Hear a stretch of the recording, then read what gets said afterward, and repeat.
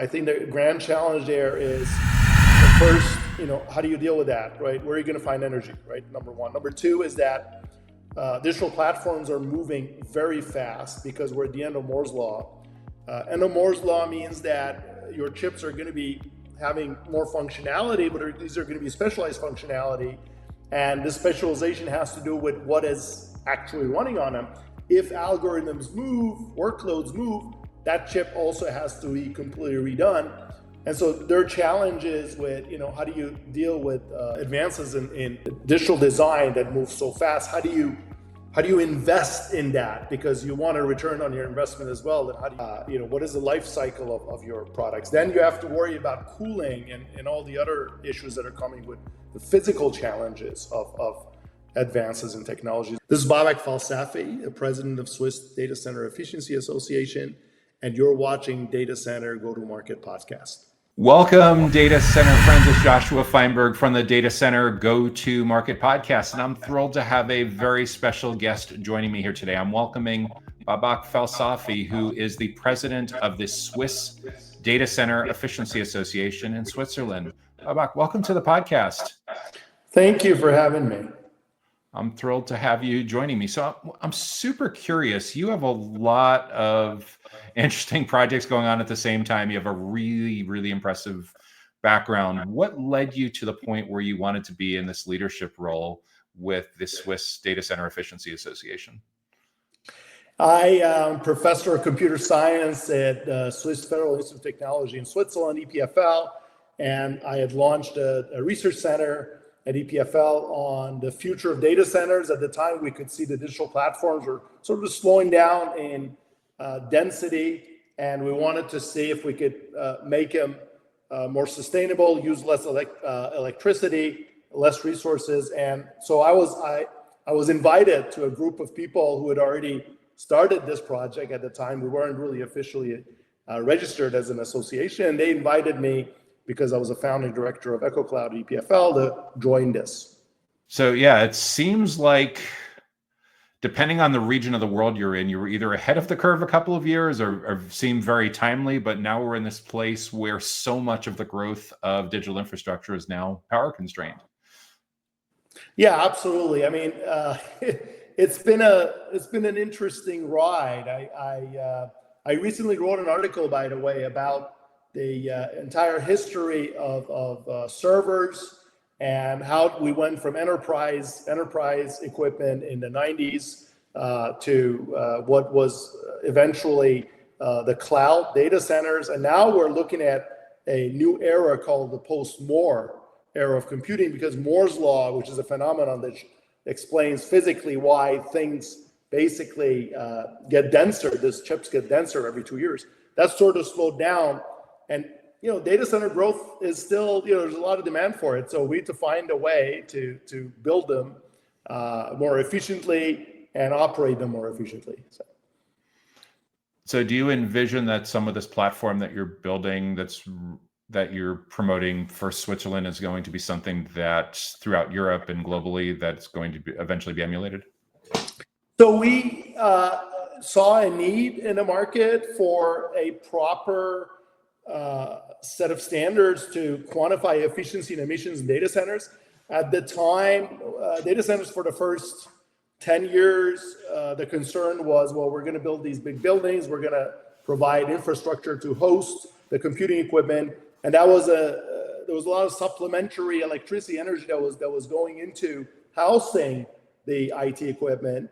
But the hyperscalers basically reached a very high level of efficiency with their housing equipment, and the sort of quest for better efficiency basically moved on to the IT equipment.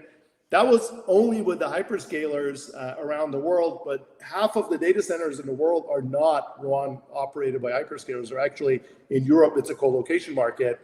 And we've launched a platform where colocators can properly measure the efficiency and emissions of their data center for the housing infrastructure. But we also have a platform where you can quantify the efficiency of your IT stack. That's quite unique, and that's something that we don't really have anywhere in the world. So we're sort of the newcomer in this initiative. Yeah, it's really interesting. So you envision beyond just the colocation operators, you envision that enterprises with their own data centers will also be interested in this kind of data? So here in Europe, in Switzerland, in Germany, other countries, we have international collocators. There's Realty, Equinix, North Sea, Stack Infra. They consolidate existing data centers, but they also built new ones. And enterprises are also being housed by the collocator. So they basically bring their IT equipment and they run it themselves. And the collocator basically provides the housing for it. It provides the building, they provide the cooling infrastructure, electricity, UPS, and everything else. So we work with the collocators to get them certified. We make this online platform available to them. It's SDA Navigator. You have 3 calculators. You can measure the efficiency of your DC energy flows. And then the customers of the collocators, who are enterprises, and by the way, hyperscalers are also hosted in Europe by collocators. We basically make the same platform for the IT, the calculator for IT, also available, and you can also get certified for your IT efficiency. Yeah, it sounds like that has a lot of really, really interesting applications. And then just the most challenging part with all of it is educating, which, given what you do in your day job as a professor in an academia, you're primed to be the person that can help motivate the change. So I understand the technology behind it. We're also doing basic research at EPFL with the IT partners in industry. We look at the future of technology, but my other hat, which is SDA, is basically spending a lot of time in these industrial conferences, not just DC conferences, but also IT. I go to OCP Global, we go to OCP in Europe, and we basically proselytize this idea that, look, there are ways in which you can properly measure and compare yourself with others and try to achieve higher levels of efficiency. We have a platform, we have a label, we can help. So I do both types of teachings. I teach at the university and do research, but I also go and talk about the platform and the label at DC conferences. So one of the things I always ask people on this podcast is advice for young people that are at the very early stages of their career. They may actually still even be in high school or contemplating what they want to study or major in university. You're in a place where I'm sure from time to time you're getting asked for advice, either from students or from friends or family members, about what some of these careers may look like. So I'm really curious when it comes to go-to-market related roles, some of the less technical roles that might be in sales, marketing, account management, products, channel partnerships. What advice would you offer to someone who's heard about career opportunities in the space, about what they should specifically be concentrating on to prepare themselves for that? Well, I think, there's so many great opportunities these days available in this space. The data center market is growing at around 16% a year.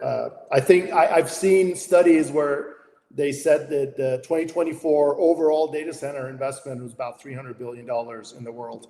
The cloud revenue is around $700 billion in 2024. So there's a phenomenal amount of opportunity in this space. And as you said yourself, it's not all technical. We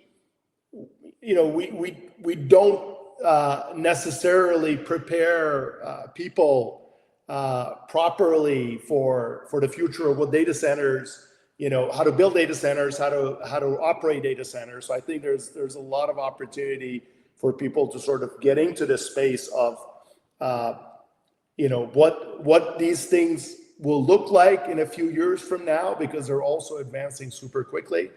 But then there's also opportunity in the cloud space, not just data centers. The data center provide the computing infrastructure for the cloud. There's a lot of opportunity for how do you take advantage of the cloud. And with AI, right now there's a huge gap in the market for AI product management, right? How do you talk to the customers about their needs for AI, and then how do you then go back to technology and create those? And there's a huge gap there as well, but great opportunities. Yeah, I've been saying for a while as we start to see so many more journeys now happening self-service where people just don't want to have sales conversations until they're very far along. You start to see a lot of these roles kind of morphing together. I've even been saying for 5, 6, 7 years that like someone that runs a webinar program or runs a podcast should be hanging out with the product managers and vice versa, because there's so many things that you can learn from the marketplace that can get fed back into the roadmap that may not be discovered in roadmap conversations and vice versa. Yeah, that's absolutely true. And what I also see, because I'm spending a lot of my time as well in the industrial sort of world, talking to operators, talking to builders, talking to IT folks, there is a little bit of a gap also between the IT and DC. And when I talk to the DC conferences, I talk to them about IT. When I go to IT conferences, I talk to about DC. There's clear silos, and these two communities, they don't really bridge well. And I think there's an opportunity to also help the two communities bridge, because at the end of the day, if we get the DC efficiency up to efficiency levels of 1.1, which means that you only have 10% extra overhead and energy, most of your electricity is going to the IT. The IT folks have to also be interested in efficiency. And efficiency is something we don't really teach even in schools today when it comes to IT. You could do a simple matrix multiply program in Python, go all the way down to a much lower technology, programming technology like C. You see orders of magnitude difference in efficiency, and our students do not really see that. So that's something we also need to bring into education. Is teaching efficiency and getting the data center operator folks that may be more real estate leaning, facilities related leaning, to spend more time with enterprise IT professionals. Exactly. Beyond the IT people that work in their own facilities. Yeah, absolutely. And I see a lot of opportunity in that space, and this is a great career paths as well. From a grassroots effort, what I see a lot of operators doing, both even single, really small co-location operators up to nationals, is a lot of times they host events in their facilities. Like they'll host meetups, they'll host user groups as a way to cross-pollinate and get to know some of the local enterprise IT professionals in the area, some channel partners like managed service providers. But yeah, there's certainly a lot of work to do to bridge those worlds together. Yeah, and when we certify a co-locator, what we do is we have a label sort of a handover ceremony, and we also invite their IT customers so that we can connect with them. We basically present. The co-locators are very happy to advertise the fact that they've reached a high efficiency level. Now the electricity is being delivered to the IT customer. We also educate, we meet with the IT customers at these events and sort of talk to them about how they can quantify their efficiency. The Data Center Go-to-Market podcast is sponsored by DCSMI, elevating the role of sales, marketing, and go-to-market GTM professionals in the growth of the data center industry. To stay informed about upcoming episodes, make sure that you subscribe to the Data Center Sales and Marketing newsletter on the DCSMI website that can be found at www.dcsmi.com. Again, that URL is www.dcsmi.com.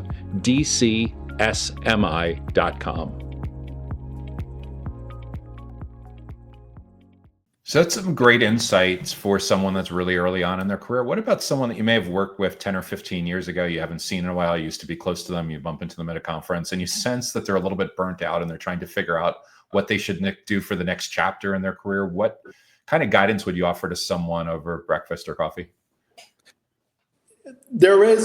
Things are quite different today than they were 20 years ago. I see people entering this market with diverse backgrounds, and they just pivot to, first of all, they embrace. So the idea that there's so much to be done in this space, but it's not that hard to educate yourself today. If you just, with all the myriad of content that's available online, it's not that hard for somebody who comes from a background as diverse as journalism or communication, and just educate yourself with the material that's out there about the challenges that are that the industry is facing, and just bring yourself up to date to be part of this. And I've seen examples of this in our world as well. Yeah, at the risk of getting a little meta, there's a lot that people can learn just by watching a couple dozen types of interviews like this over the course of the year. Usually the challenge is just the behavior modification to make room for it. And my favorite tip for someone like that is, do you travel a lot? Do you commute a lot? Do you spend time at the gym? Well, there you go. You just found a couple dozen hours a year to listen to this kind of content. Yeah, absolutely. And I mean, having the right sources, that come with credibility, of course, is important. But yes, there's so much media these days. You could really bring yourself up to date in very little time. I myself have learned so much because I was in academia for 25 years. And in the academic world, we sort of think about things a bit differently. I entered industry and spend a little bit of my time in industry now. We're talking about a lot of different types of problems. These are interesting problems, and I myself have learned a lot these past few years. When you think about what's going on both in Switzerland and throughout Europe and even on a global basis, what do you think the biggest struggle is, or the biggest challenge or problem is that most people in the data center industry are facing, where you feel you have a unique way of being able to help them navigate that? Well, the industry is projected to grow, 16% a year from now until, basically up into the next decade. And the grand challenge there is electricity consumption. So today, the electricity worldwide consumed by data centers is around 400 terawatt hours annually. That's about half the electricity consumption of Japan. By 2030, that's going to surpass the electricity consumption of Japan. So there are not a lot of industries that grow in energy consumption by 16% a year. So, you see industries where energy shifts because of disruption in technology from one place to another, but you don't see a growth of 16% a year for such a sustained amount of time. So I think the grand challenge there is, first, how do you deal with that, right? Where are you going to find energy, right? Number one. Number two is that digital platforms are moving very fast because we're at the end of Moore's law. End of Moore's law means that your chips are going to be having more functionality, but these are going to be specialized functionality. And this specialization has to do with what is actually running on them. If algorithms move, workloads move, that chip also has to be completely redone. And so there are challenges with, how do you deal with, advances in digital design that moves so fast? How do you invest in that? Because you want a return on your investment as well. And how do you, what is the life cycle of your products? Then you have to worry about cooling and all the other issues that are coming with the physical challenges of advances in technologies. And chips are consuming a lot more power moving forward in the next 10 years. And you have to upgrade your infrastructure. So there are a lot of interesting technical challenges that are also emerging. When you talk about these kind of challenges and trying to move the needle at SDEA, who typically are your biggest fans, your biggest promoters in these kinds of organizations, and who do you find the biggest struggles to try to transform their beliefs on how to look at this? Well, we have great ambassadors, fortunately. So we have sponsors. We have technology companies like Schneider. It's a premier sponsor of SDA. They have a phenomenal sustainability initiative, and this is our sponsoring our work, and other work is also part of that. We have great customers who are willing to get certified. Digital Realty in Zurich, they got certified. They had 100 megawatt, three data centers there, and they actually achieved the first gold ever in all the data centers we've certified so far. And then we have a subsidy, for example, from the Federal Office of Energy in Switzerland. So Switzerland, the government is also promoting sustainability, and we're benefiting from that. We have probably the least traction we have is in the US. I think if I were going to sort of be frank with you, and I think that hyperscalers in general, I don't think want to really be measured. So I think that the co-location market is easier for us, right? We have a lot of good customers here.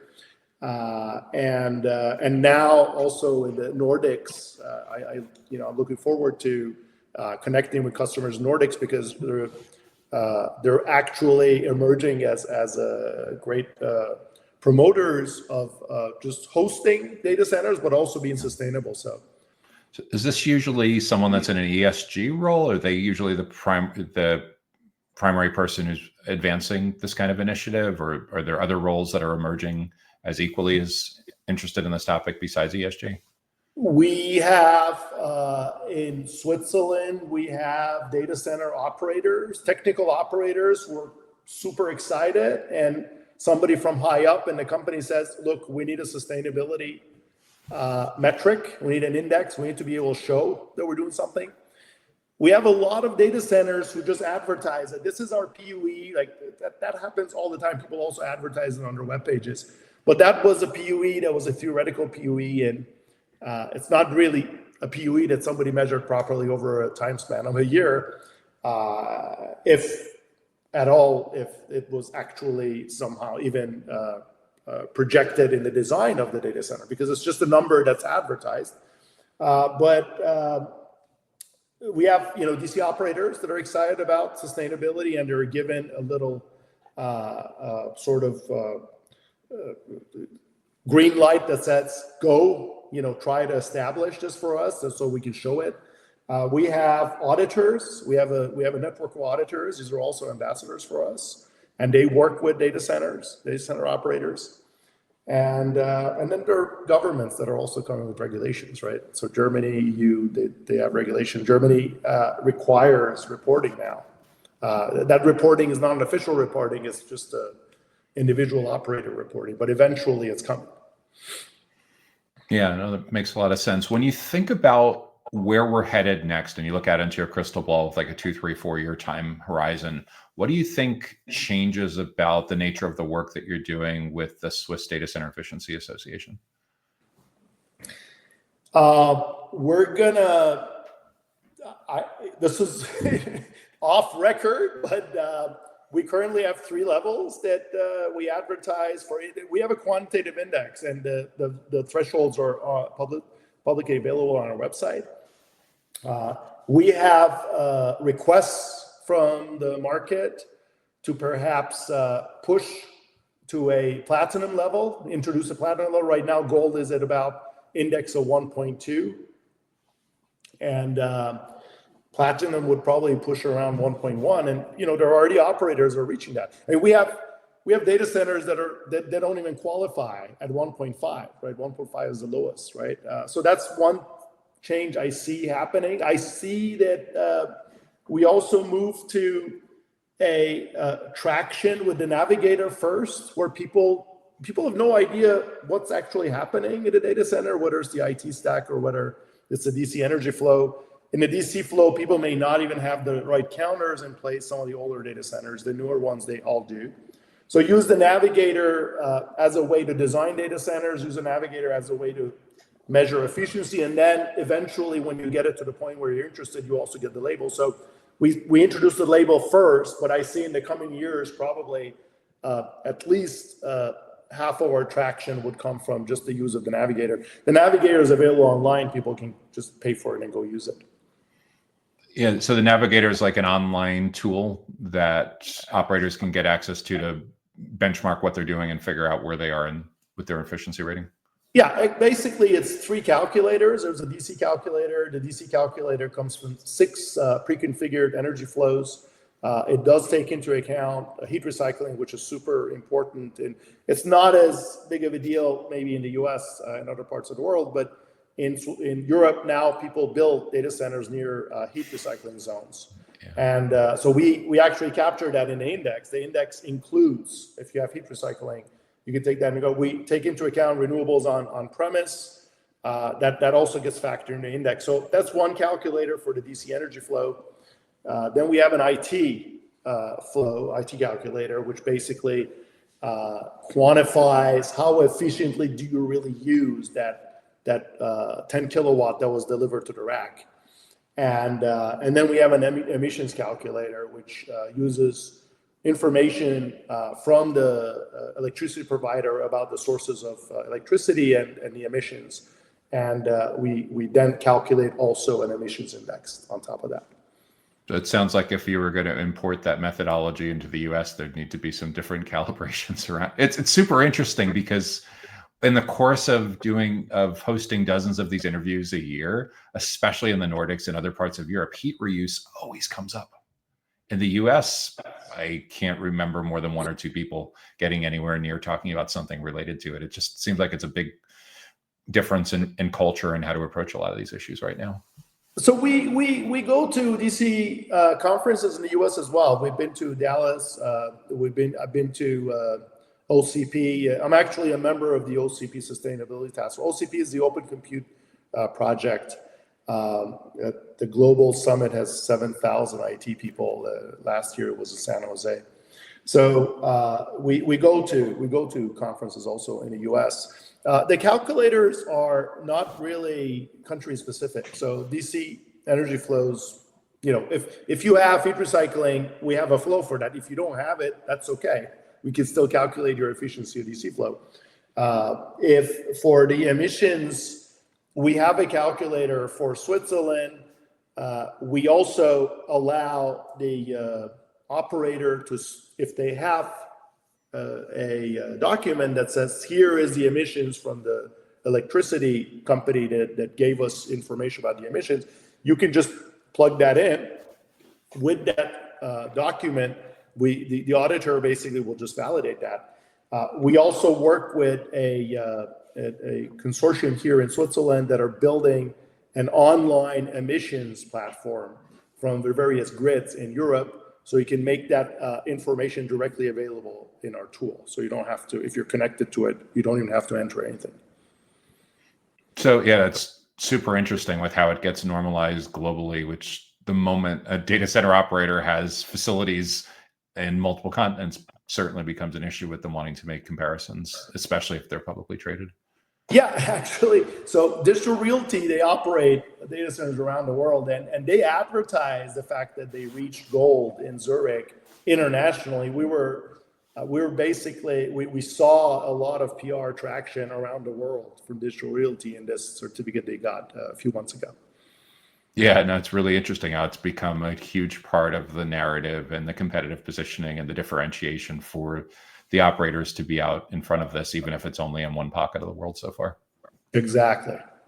It's the idea is that what they learn can eventually be productized, packaged, and exported and repurposed into different markets. Yeah, and these multinational companies at the beginning, I think they were sometimes hesitant because they say, well, we need a decision from above, global headquarters should decide whether we should do this or not. But some of them sometimes decide that, look, we have a mandate to also have initiatives locally, and we can find a budget for it to do this. So we see both, basically. Yeah, this has all been super interesting. I really appreciate you sharing your insights with me today. Babak, if somebody wants to learn more about what you're working on or connect with you, is LinkedIn the best channel for them to reach out to you? Absolutely. Well, you could go to sdea.ch. So that's the Swiss Datacenter Efficiency Association. .ch. CH is Switzerland. Or just find me on LinkedIn, Babak Falsafi on LinkedIn, and more than happy to help. And is sdea.ch the best place for someone to learn about Navigator as well? Absolutely. If you go to sdea.ch, there's a page at the top on Navigator, click on it, and then there's a video, and there's all the information you need to find out about the Navigator.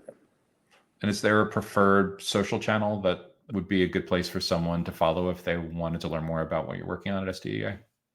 We use LinkedIn today. That's our primary social channel. So just follow the company page for SDA. Exactly. Awesome. I've been speaking with Babak Falsafi, who is the president of the Swiss Datacenter Efficiency Association, SDA, based in Switzerland. Babak, thanks so much for joining me today. Really appreciate it. Thank you. It was great talking to you. Likewise. The Data Center Go-to-Market podcast is sponsored by DCSMI, elevating the role of sales, marketing, and go-to-market GTM professionals in the growth of the data center industry. To stay informed about upcoming episodes, make sure that you subscribe to the Data Center Sales and Marketing newsletter on the DCSMI website that can be found at www.dcsmi.com. Again, that URL is www.dcsmi.com.